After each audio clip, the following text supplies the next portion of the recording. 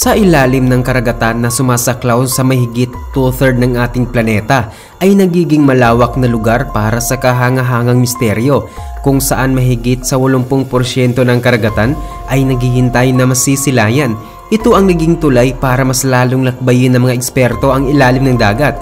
Kaya sa video ito ay pag-uusapan natin ang mga bagay sa karagatan na kung hindi nakunan ng kamera ay walang maniniwala.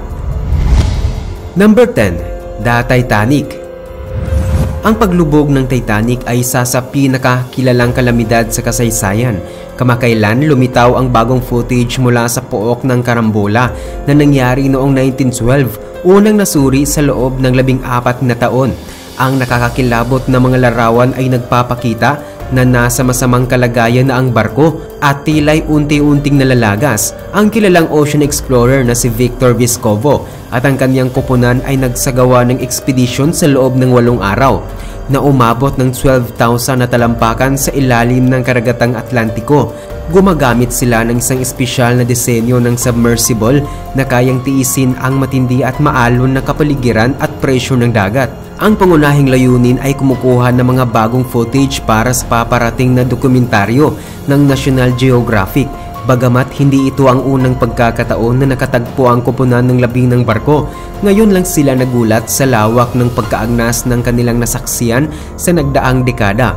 Maraming bagay ang makikita sa loob ng barko, kabilang na ang balbula mula sa sikat na eksena ng I'm the King of the World mula sa pelikulang 1997 na ngayon hindi na makikilala at unti-unti nang naglalaho sa ilalim ng karagatan. Pati na ang paliguan ng kapitan ay nawawala na sa ilalim ng deck. Inaasahan ng mga mananaliksik na sa susunod na mga dekada, ang barko ay unti-unti nang mawawala at bilang pagpapakita ng paggalang sa mga nasawi sa trahedyang ito ay naglagay alay ang koponan na malapit sa labi ng barko at nagdaos ng maikling seremonya. Number 9. The Black Pharaoh. Ang Nubian Pharaoh na nagmula noong ika-25 na dynasty ay kilala bilang misteryosong mga pinuno na hindi napapansin ang kanilang pag-usbong dahil sa pagiging maitim. Katotohanan na ayaw pag-usapan ng taga-Ehipto. Gayon pa man patuloy ang matiyagang pagsisikap ng mga arkeologo na makahanap ng ebidensya ng kanilang pag-unlad sa Sudan sa mga rural na lugar sa paligid ng Nuri. Natagpuan ng isang grupo ng mga mananaliksik ang mga daanang inaakalang daan patungo sa libingan ng Nubian na pinuno na si Nastasin. Ngunit habang bumababa ang mga arkeologo, nakatagpo sila ng hindi inaasahang hadlang. Ang libingan ay nakahimlay sa ilalim ng tubig.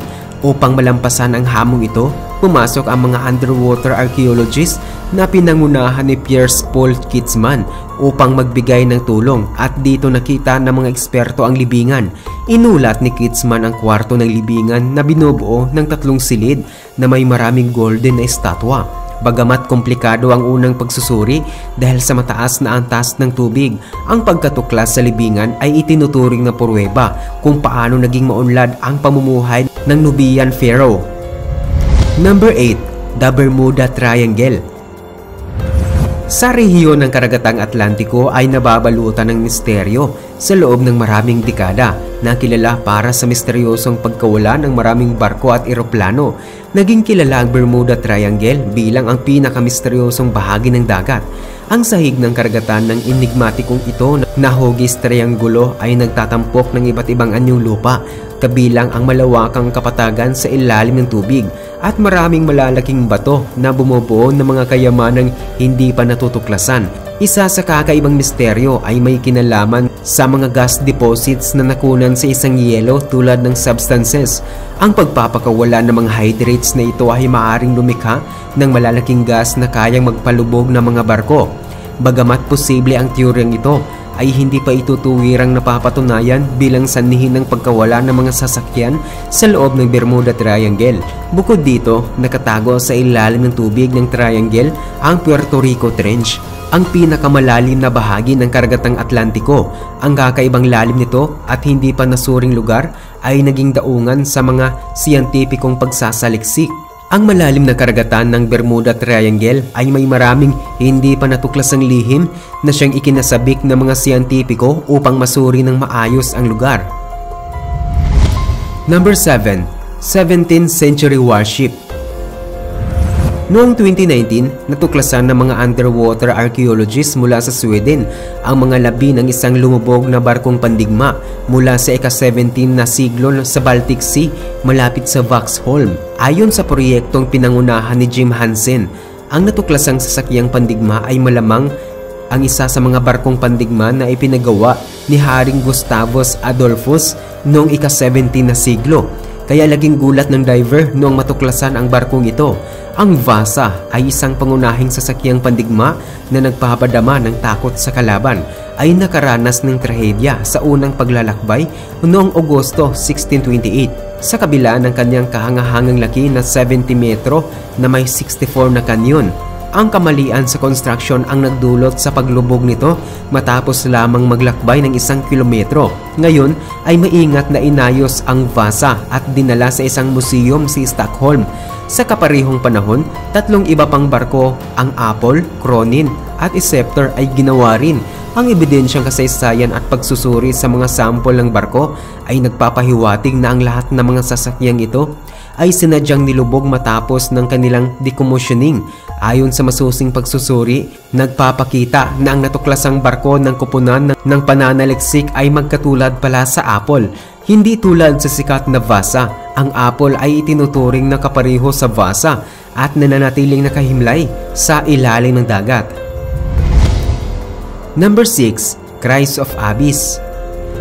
Nakabaon sa malinaw na tubig ng Italian Riviera, mga 70 na metro sa ilalim ng tubig, ay dito nakatayo ang statwa ni Jesus na tinatawag bilang Cries of Abyss. Ang statwang yari sa tanso ay itinayo noong 1954 ng Italian diver na si Giulio Mariante. Ang statwang may taas na 2.5 metro na ito ay naglilingkod bilang isang masiglang parangal sa kaibigan ng pintor na pumanaw sa ilalim ng dagat. Kilala ang statwa sa kanyang emosyonal na paggawa at mayroong 2 magkaparehong monumento na nagbibigay parangal sa anak ng Diyos. Ang unang statwa ay matatagpuan sa baybay ng St. George sa timog silangang Caribbean Sea. Una ay nasa ilalim ng tubig bago natagpuan. Ang pangalawang replika ay isang regalo sa American Underwater Society na nagbibigay aliw sa ilalim ng karagatan sa lalim na 8 metro malapit sa Dry Rocks Coral Reef sa baybay ng Florida. Ang orihinal na estatwa ay matatagpuan sa National Diving Museum ng Italia. Bawat bersyon ng Cries of the Abyss ay nagpapahiwatig bilang isang makapangyarihang parangal at para magbigay aliw sa mga turista at divers habang sumisisid sa ilalim ng karagatan. Number 5. Salt Workshop. Noong 2004, isang koponan mula sa Louisiana State University ay nakatuklas ng nakapreserve na Mayan salt workshop sa panahon ng isang expedition sa Belize na natatago sa kahabaan ng isang lagoon sa loob ng isang mangrove forest. Ang natuklasang ito ay kasama ang mga bahay na yari sa saging at sinaunang pottery. Ikinabigla naman ng mga tao kung ano ang kanilang nadiskubre.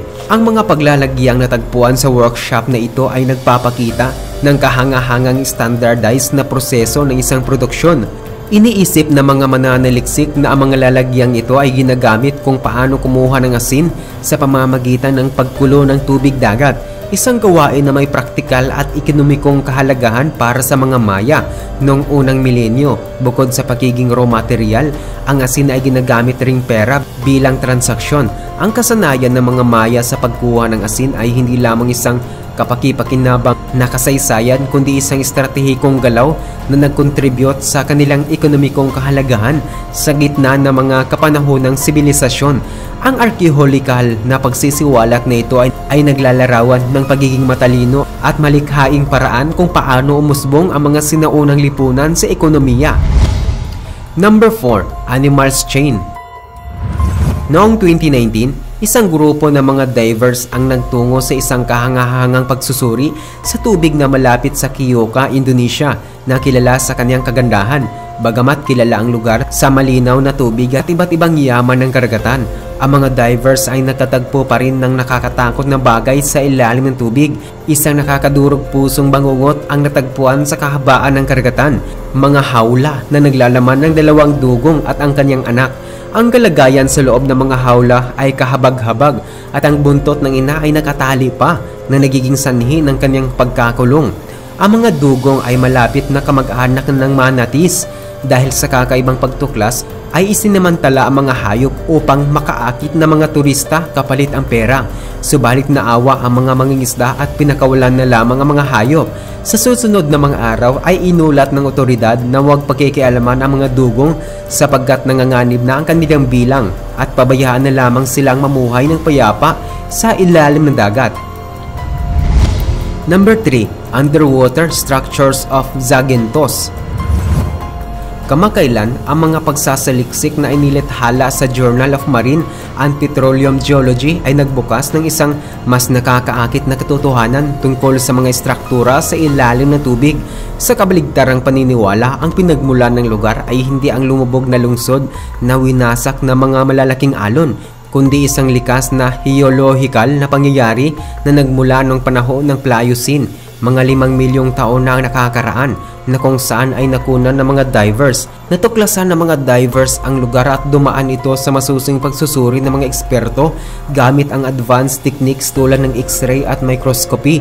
Ang kanilang mga natuklasan ay tulay sa katotohanan na ang natatanging solidong hugis bilog ay resulta ng isang subsurface fault na naglalabas ng gas at kadalasang nagaganap ang ganitong anyo ng mga sediments at microbridge na ini-expose ng natural na erosion sa ilalim ng karagatan.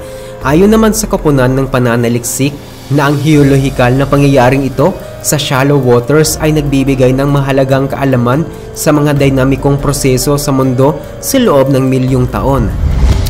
Number 2. The Pyramid of Yonaguni. Ang Yonaguni Monument ay isang nakakakuwang at kahangahangang bato na natabunan ng tubig malapit sa baybayin ng Yonaguni, Japan, na nagdulot ng matindi at mainit na debate tungkol sa kanyang pinagmulan. Ang usapan ay umiikot sa tanong kung ito ay isang likas na geological na estruktura ayon sa mga teorya, kung saan ang iba ay nagsasabi na ito ay gawa ng tao, habang ang iba ay iniisip na may kinalaman ng mga alien sa bagay na to. Ayon sa umiiral na paniniwala, ang monumento ay konektado sa isang sinaunang kabiasnan mahigit 1 milenyo ang nakakalipas. Maraming eksperto naman ang nagsasabi na ang larawan ay nagpapakita na may bumagsak sa lugar na to. Ang komposisyon ng monumento ay may maayos na layer ng buhangin at mudstones na pinaniniwalaang pinagpatong mga 20 milyong taon na ang nakakaraan. Karamihan sa mga estrukturang ito ay parang pinagpatong lamang. Number 1. The Giant Pyrosome. Sa ilalim ng malawak at misteryosong kailaliman ng karagatan ay matatagpuan ang isang kaharian na puno ng kakaibang nilalang. At isa na dito ang pyrosomes bilang enigmatikong organismo na nabubuhay sa mas mainit na karagatan. Ang mga ito ay cylindrical na estruktura na binubuo ng libo-libong individual na tinatawag na zoids. Ang mga zoids ay magkasamang nagtatrabaho upang lumikha ng napakalaking colony bilang tirahan. Dito rin sila kumukuha ng mga pagkain na nagmula sa mga halaman. Ang texture ng labas na may maraming bilog ay kumakatawan sa bawat individual sa loob ng kolonya. Ang mga pyrosomes, katulad ng makulit na karakter sa SpongeBob SquarePants, ay isang plankton na umaasa sa ocean currents, tides at mga alon para sila ay makagalaw. Ang nakakabighaning bioluminescence na ito ay nagbibigay ng napakagandang liwanag sa karagatan. Ikaw, alin sa mga discovering ito ang pinakakakaiba? Comment mo yan sa ibaba ng video at see you next time.